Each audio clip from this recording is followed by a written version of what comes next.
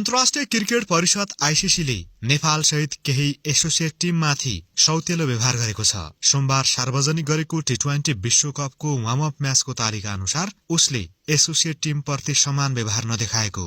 आईसीसीले warm up म्याचमा नेपाललाई कुनै पनि टेस्ट टिम उपलब्ध गराएको छैन।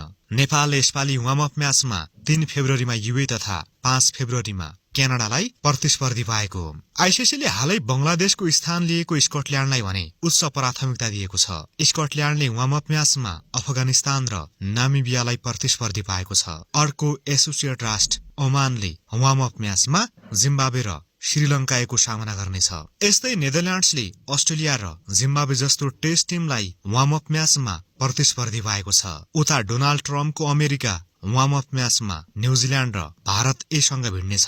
यस्तै अफ्रिकी देश नामिबियाले वार्म अप म्याचमा भारत ए र स्कटल्याण्डलाई प्रतिस्पर्धी भएको छ। एसोसिएट राष्ट्र नेपाल, युए, क्यानाडा र इटालीलाई भने आईसीसीले त्यति बाल दिएको छैन। सायद उसलाई लागेको हुन सक्छ क्रिकेटमा यी 4वटा देशले गरी खान सक्दैनन्। आईसीसीले यदि त्यस्तो प्रकारको व्यवहार गरेको हो भने नेपालले विश्वकपमा पहिलो खेलमै इंग्ल्याण्डलाई स्तब्ध पारेर हेर हामीले विश्वलाई चकित पार्दै क्रिकेटको जन्मदातालाई हरायौं भन्ने नतिजा निकालेर आईसीसीलाई 3 छक पार्नुपर्छ।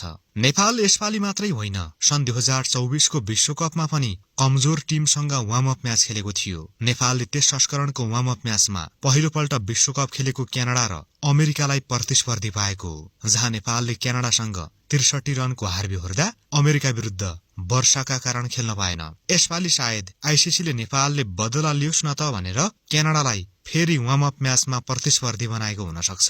2वटा वार्म अप म्याच खेलेपछि नेपाली टिम विश्वकपमा प्रतिस्पर्धा गर्नेछ, जहाँ नेपालले 8 फेब्रुअरीमा इंग्ल्याण्ड, 12 फेब्रुअरीमा इटाली, 15 फेब्रुअरीमा वेस्ट इन्डिज तथा 17 फेब्रुअरीमा स्कटल्याण्डसँग खेल्ने तालिका छ।